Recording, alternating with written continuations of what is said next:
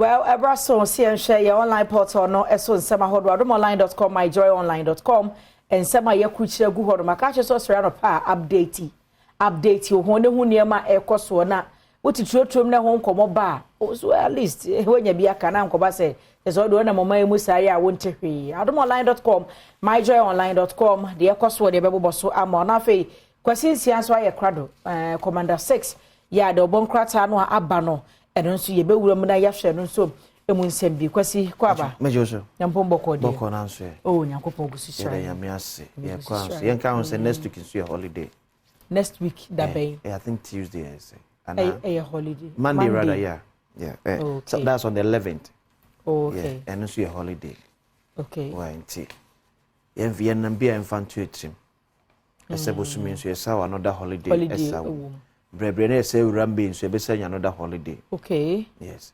Ayire so June the on fanche by July there. Ebesanya bi. Okay. Enti ye koye nmu ana ye kwanza retreat say holidays bebre ewum. Enti wo your plans bia na wo de aka ho. Say holidays ewu mu sa na ye de enam. Say bia hye ya adwa. Oh yes. Nyankopon adom. Nyankopon adom. Bibia ye. Na mun say na a majority for near this press conference. Yes, and omo press conference. Yes. You are no crow me say your passport. Me nyini say ntumuna ban Ghana ni bia ni je ho.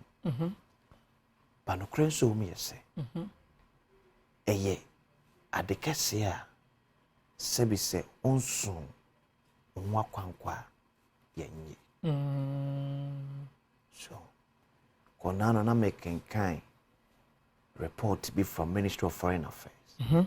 Adwe wo Ghana for amutimo be say aduasia 60%.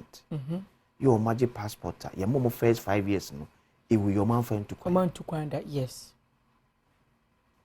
So obi kuraje 10 years dey bi won find to kwan da na ewu. Say e wus house near the consul any booklet nyina na eko. And se fan say in a beer a year government printing about 1 million passport books. Now emu 60,000. Ya fair to kwan da. Because if you took kwan ya no come yes and for so pass more mine. Okay. Because we do airport one more. There are certain charges a uchia. Airport for going to kwan no. Okay. Okay. So, but one fair to kwan there. That 300 Ghana's the subsidy na government demand.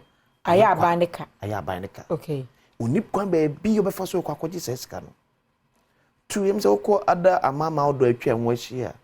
Ukekem ye pem se Ghana nkwa na for now kwa charge lowest. Em se we charge around $7 to $8. And then be able to be $42. Yes. But still within the bracket of omoji the lowest. Okay. Media adwa se nyese. Ye mamu passport pa na to de bia na je din a. Se onso se obetu kwan ya menim de ntu so kwaje passport beto. Say in case of emergencies so. Adwa. Etina make us say say adwuma ya ye. Yes. Wo hono mo conference bit me ba. The first question they will ask is passport. Adwa etina make us. Enya fe na twen na me nkoye bi mbra. Etina adwa make us say enye ye kroma passport gi na din a. Ah okay.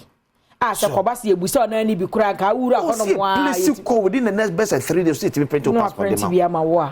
And we can no mad rush. Yeah, that is it. Here, as at the time I would hear no. In fact, so could the passport cost so to me prove it cross say I'm probably better kwai.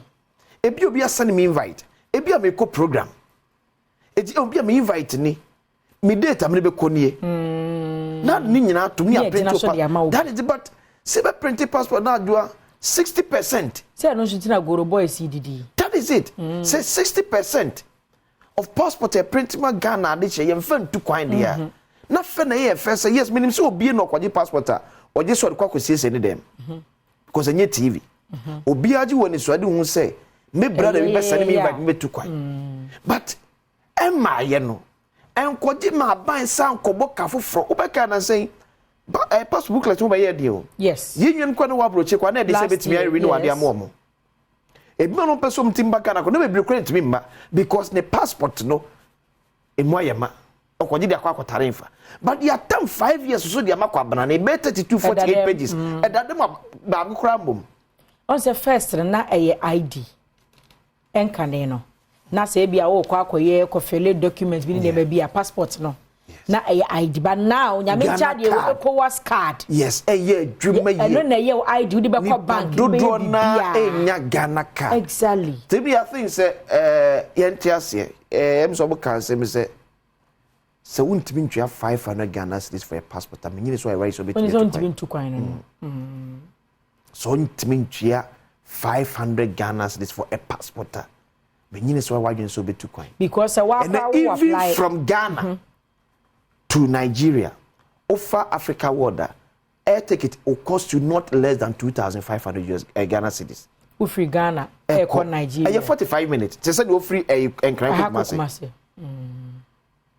But bet you not less than 2,500 Ghana cedis. Yes, so bet many no Nigeria, bet many no. So to see, and let's just say, I feel a bit means swabwa, yen would be now. Yen shadam kwaji passport from between him pay fair pass and next year crowd going to be any him. And I want to believe say Sabre and Perifo air charges say no service never contented. Okay. Sorry, my channel. Okay. Because you are OBB or call a express passport a way Kojoba I my office order. Obi o ko bia be do one dance say udu sa express order mo a wo de no content kakra che ye na ekofa the usual normal place. So I want to believe say and now charge na cost no so no. And so ma a service no akọ ententem se na be ya. They akọ 500 na usual no. Oh yes. And I'm going to say for we see the more raising issue about any mom be adwuma. Because no more be adwuma ni world mo a se bia machine ba akọ pe no wo a e betimi a print 50 at a go. And o to ba akọ betimi a print 100. Okay. So this time na bia me buy me man be say 2025. As well as your passport no e bia menya within best 3-4 months. Okay. So I'm say it e betri e dey aba anymore. Okay. So yes, e more than the no kra no e Ghana credit 200 cedis credit na for. Some time back now mo raise issues of nkrofo so a omo apply omo meji. Yes. Ego. Omo meji. Adwe bi na make am. Nipa no te da se abra no. De wa je de akoto fie e wo ho. Omo nyina epe. Obi nso de omeje kwa. Adwe mo nyina epe. So but sometimes the problem too is only nkrofo bi di nkomo they will tell you me twakwan because okọ portal no so no okọ apply. Yes. O 200 cedi one first car ma goro boy. Enti ne akem. Enti abawo. Enso wo twa ho na gu passport office. Yes. Na foreign affairs minister dem penifo ho feel say what apply and wo meje. Wo meje yeah. Adwa manya information from foreign affairs ministry say with this increment a memo service no akwa ni mo pa. Etira meka say we are giving them the benefit of the doubt say. E peye adwuma sa dia because on person use side we so to boa e face out goro boys no one adwabema afa pressure bebe no anu aba from so e kakra kwasi yeti here ya yesu 500 Ghana hoy it will surprise you say abanage 500 no obi su yes but my agent been friend and can say passport near 3,000 we paid 3,000 Ghana cedis in Ghana for passport when passports were just 100 cedis obetia people were paying 2,000 Ghana cedis. Sometimes birth set keke birth certificate na see am ekoye birth set ama me ma na me hu say de woni ketwa no aye wo de ma red one no so wo bia it's just 100 cedi pe bi na obetua but uni bia na obetua 3 something you know 400 impo but me here me first born there as at that time na me ni media mo na me nim de so I paid 1,000 obetua for birth certificate obetua but 1,500 and birth set people are taking 1,500 2,000 and say nipa no wo su say ya to passport fee money board den no oba ko 1,500 from an agent so when your birth cert man and some was ko 2,000 see if on your passport man obetua it's like you are saying say you na foreign affairs ministry no mo ba ne ma ye one ma Ghana fo age edi say yes utia 500 Ghana na ye be hwe yes enya fe na wo ko hwe agent bia ko 3,000 2,000 and ke bia nko madwuma no kura be gu yes me say me there I want to take them by their words say afei de sa awonyi amanfo ekom Emma omuntimi enya passport intentem because we receive concern about essence sikano enso na to the beer government subsidy no so delay kakra ntino omuntimi procure booklet no it will apply but booklet ma e better for aka to say 300 na buy the soso ne booklet we buy 300 Ghana cedis and the soso ye 100 we go say ye print passport could be 400 ti abane 300 na so abansi kasam so na me give na make say is a nipa 1 million na apply within best a year government the 300 million for everybody so okay kabo mo 300 million says can be ana eno so nyamba je say no ya pagam de ko 400 500 che say aban ne mfa bi nka ko ye betimi aketa for that lost betimi ato booklet no adodo nti omo ntwen so mbe procure aban sika bi ya aban sika bi emra ansa nti do mbe jeje ne no ano mo de booklet die bi na at least I'm say obenya kakra bi e wo kire so dia support as operational cost enti ye nyina ye moa se se peni ye dia na fe fa tun tretim se umfantu kwanya adwa men konkwaje first na your ID card say enya ID card eye traveling document yes pe money pe Ghana card unyanya Ghana card woni ko Ghana card ho na mo me enyi mfa nkoto dem na ye nwene bi empre bi obi tu kwan na adwa pasa no ya booklet no di print ma no ba so what do the other dem 48 pages 5 years that dem ebe next week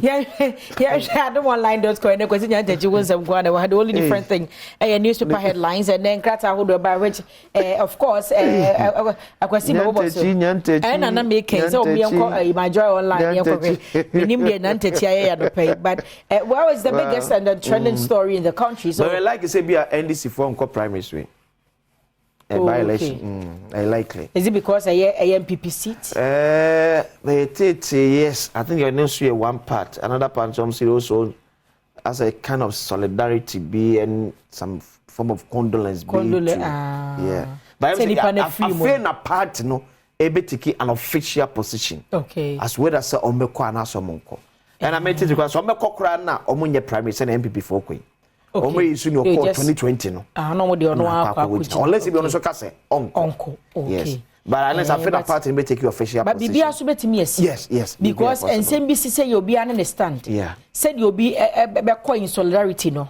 obi so embrace yes obi so adwa obi so beto atia nipa bi e be gina MPP so for my nine on na no so eyi kan yo na no former majority leader o say ti o ka say for Asad Monday anopa na ye ne kasa enura ba ko fa so akọ 9 enura enuma sa be kan na aye 9 ma me ya aboaje so no opre aye waso weso gon na nko no de akopi mo adweso no de kodje so okay butterfly the Ghanaian Times and butterfly ne dia afafranton story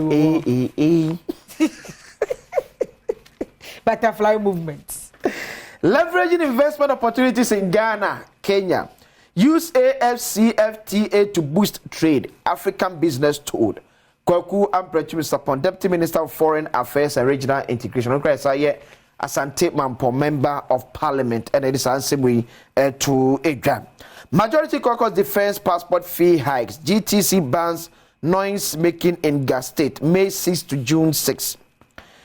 Ghana, Kenya Renew Bond of Cooperation signed 8 MOUs as part of President Ruto's 3-day visit to Ghana. The Ghanaian Times, Daily Guide, Ensu Enye. Ghana, Kenya deepening ties. Independent candidate pops up in Obuasi West. Kofi Apianin Enin. Okay. NPP leads in positive social media comments. Minister takes on Alan over religious claims. 14 injured in windstorm. Daily Guide, Ensu Enonom. The Daily Statesman. 200-bed get fund hostel for Trinity Theological Seminary. 190-kilometer Brekum to Sampa Road begins soon. NPP in unity talks ahead of Ejoso by-election. Decisive action on GRA SML deal soon. President receives KPMG's audit report. The Daily Statesman. Daily Graphic. Ghana's democracy inspires Africa. President Ruto. Nungwa resident divided over alleged child marriage. Focus more on referencing local businesses. Graphic MD to UPSA faculty. Daily Graphic and so namely the new finder. Ghana and Kenya commit to enhance trade and investment. Dr. Alhaj Mahmoud Baumia cut short for 200-bed hostel for Trinity Theological Seminary. Access Bank posts 1 billion Ghana cedis profit before tax in 2023. The new finder. All right. As soon as na ye da obokrata na poso online portal na so nsɛmadi ni nyina esi. Badwam so ne ye da ye ho abana gwakansie etwa so enko bebia.